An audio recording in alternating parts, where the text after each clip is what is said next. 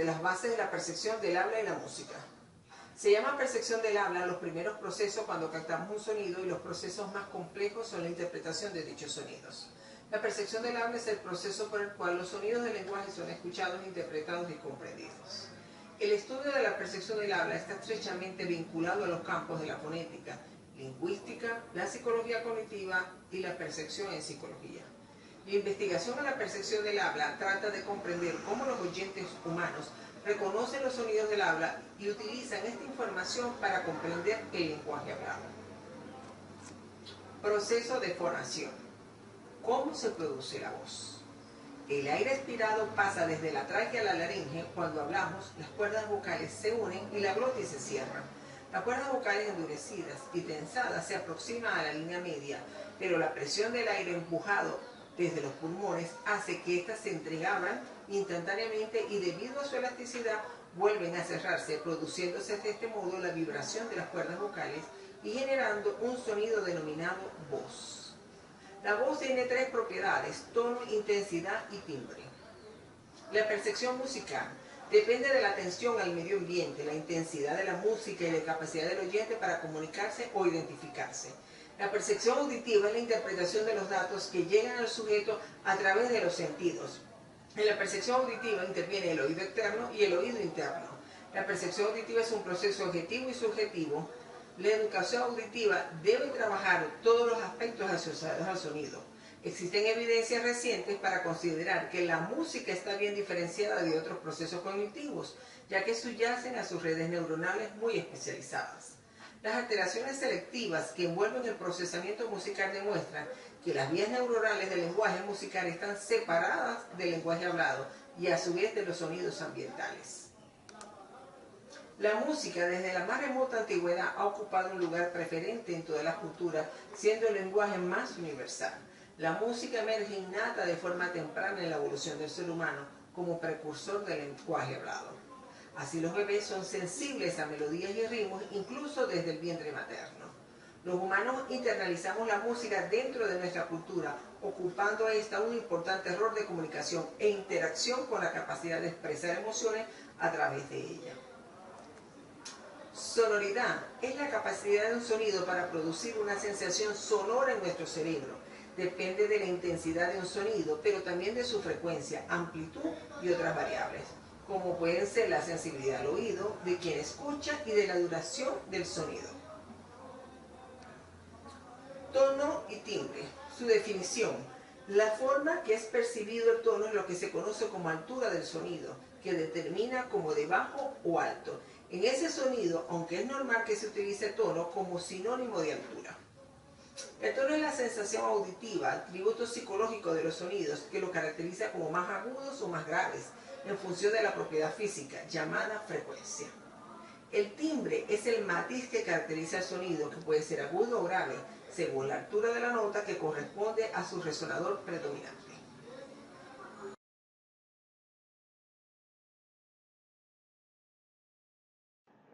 Buenas, mi nombre es Oriana Briceño y yo les voy a hablar acerca de la percepción visual.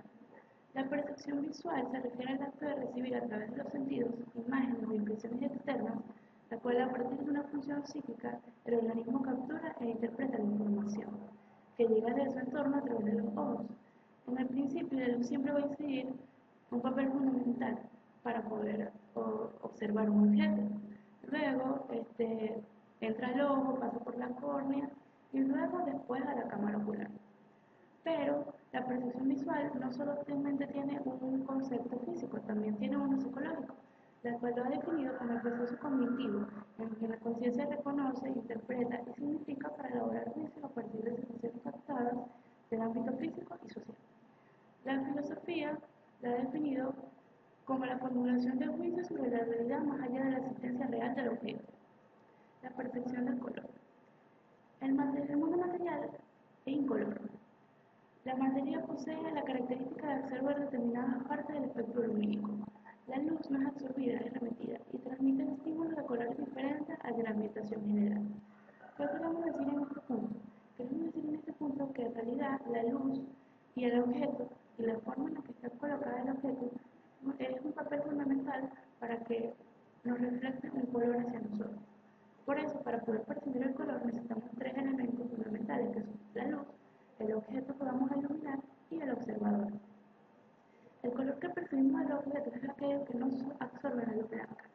Si la luz siempre fuera pura y blanca, siempre observaríamos el color sin distintas variaciones. Pero como la luz no siempre es pura ni blanca, las combinaciones y las tonalidades siempre están cambiando, tanto como las densidades. Por lo que por esto se puede deducir que la iluminación es un elemento tan importante en el mundo como lo es el color. La percepción del movimiento. El movimiento es algo fundamental en la vida de los seres, ya que es algo por la supervivencia, para poder analizar el movimiento de las demás personas. Por esto es una acción, una característica esencial en el mundo animal, la percepción del movimiento propio, el de otros animales como objetos móviles. También podemos hablar un poco acerca de las leyes mentales, que las tenemos como la ley de la buena forma, que es esta que estamos viendo aquí, que donde son figuras realmente simétricas y muy regulares, muy normales, pero siempre tienen como que un juego o una magia. También tenemos la ley de figura y fondo, que es esta que tenemos aquí, que es donde la figura es la que juega el papel fundamental y el fondo es la que hace que esa figura resalte. Por lo general, el fondo siempre suele ser omitido. En este caso tenemos 2 en 1. ¿Por qué? Porque si nos enfocamos en la parte negra, o sea, la parte negra de la figura es nuestra figura y la parte blanca es el fondo, llegamos a unir esta figura y lo que nos quedamos viendo son 2 perfiles de 2 caras distintas. Pero si nos enfocamos en la parte blanca, esa la ponemos como nuestra figura, y la parte negra pasa a ser nuestro fondo, es cuando vemos que en realidad hay una copa.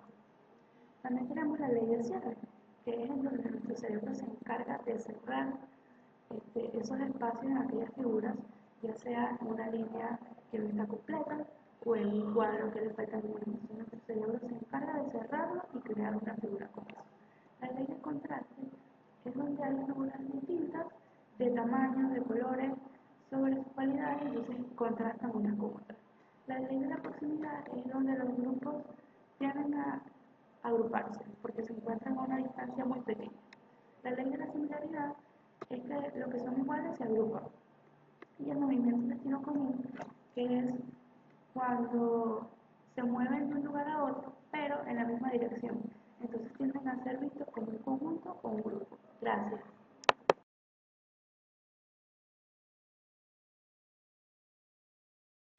Mi nombre es Marilyn Cariene y le voy a hablar sobre la sensopercepción del gusto, del olfato, del tacto, selectiva, subliminal y emoción. Las estimulaciones están ligadas a las sensaciones gustativas, táctiles, olfativas, selectivas, subliminal y emocional. Sensopercepción del gusto. El gusto es el sentido que nos permite saborear los alimentos. Se experimenta la sensación del gusto por medio de la lengua. El sentido del gusto se percibe a través de las sustancias especiales, las cuales son sabor y gusto. Estas se disuelven en la mucosa bucal, mejilla, paladar, garganta y en especial la lengua. Existen 4 sabores que son básicos. Estos son dulce, salado, ácido y amargo.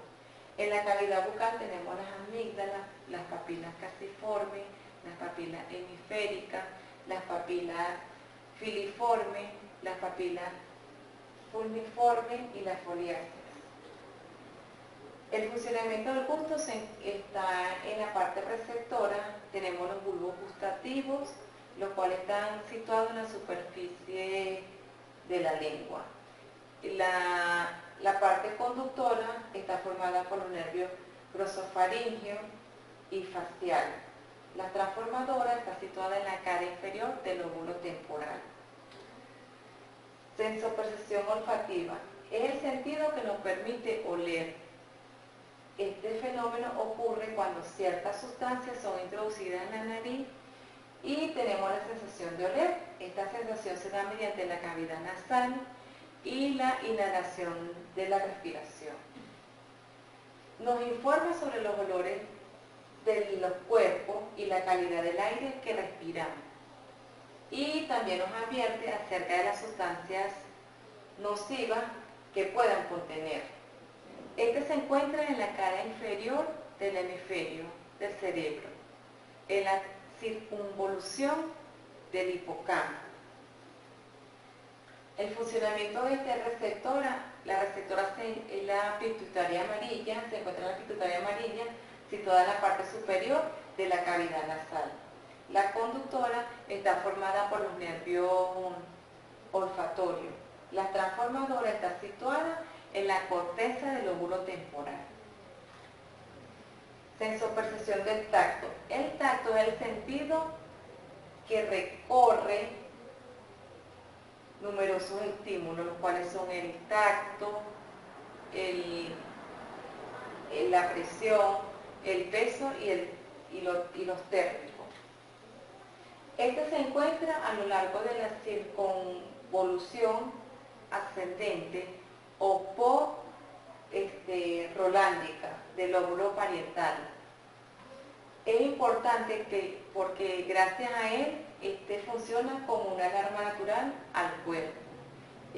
También tiene un funcionamiento, el cual es receptora mediante la piel, conductora, son los bulbos raquídeos, los nervios raquídeos, perdón, transformadora, la corteza cerebral.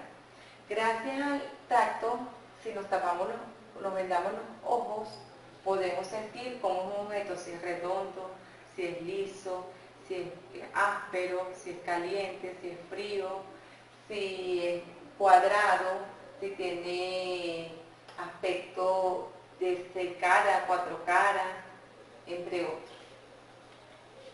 Sensopercepción selectiva. Esta consiste en prestar atención a unas cosas y a otras no. Esto se debe a que nuestras actitudes o bien dependen de la intensidad de los estímulos. Sensopercepción subliminal. Se llama así a la percepción que se produce por debajo del umbral de la conciencia. La persona no sabe o no es consciente de lo que está pasando o de lo que está percibiendo ciertos estímulos, aunque sí puede afectar el funcionamiento del cerebro. Al no ser consciente, el sujeto no puede defenderse de sus efectos. Esta se usa con fines ideológicos o publicitarios. Está prohibido para estos fines, aunque está comprobado que su uso aumenta el impacto del mensaje. Sensopercepción de las emociones. Las emociones son un estado afectivo que experimenta una subjetividad del ambiente que viene acompañado de organismos fisiológicos y endocrinos.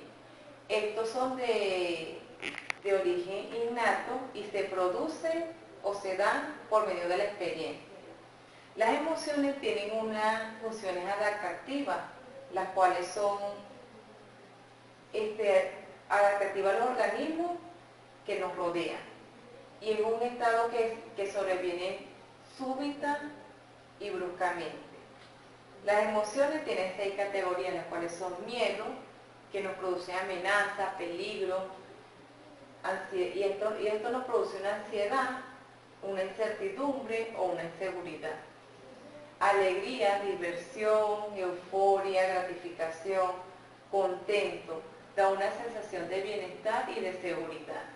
La tristeza es una pena, soledad, pesimismo. La sorpresa es un sobresalto, asombro, desconcierto. Es muy transitoria y puede dar una aproximación cognitiva para saber qué es lo que está pasando. La ira, rabia, enojo, resentimiento, furia, irritabilidad. Y la aversión, disgusto, asco, y solemos alejarnos de la persona que nos ocasiona aversión. Esto es todo, gracias por su atención. Le doy el pase a mi compañera Beatriz.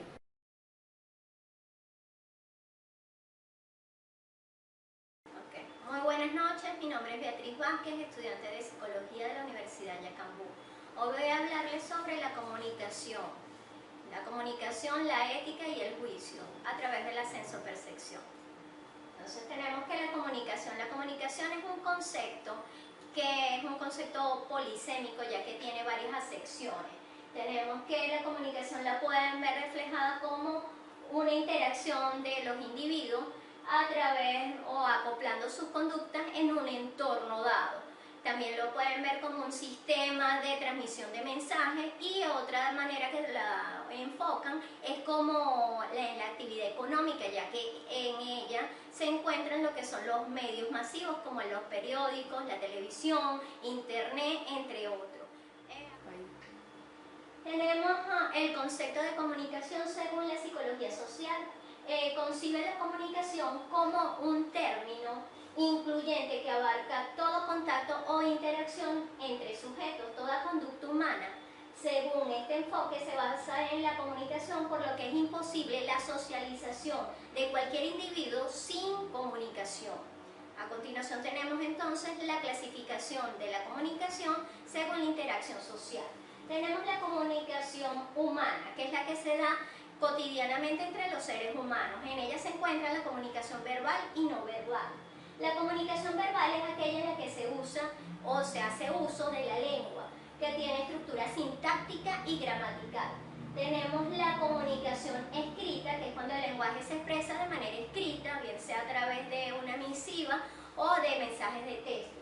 Tenemos la comunicación no verbal, que es en la que no se usa el lenguaje, sino un sistema especial de signos o señales, que es la que se emplea más que todo con discapacitados. Tenemos otra clasificación, que es la auditiva, que es la comunicación que se desarrolla a través de los sonidos producidos por el emisor. Tenemos la visual, que consiste en la comunicación que el receptor percibe a través de la vista. Y por último tenemos la táctil, que se considera aquella donde el emisor y el receptor entran en contacto físico. Puede ser a través de estrechar la mano, de una palmada, entre otros.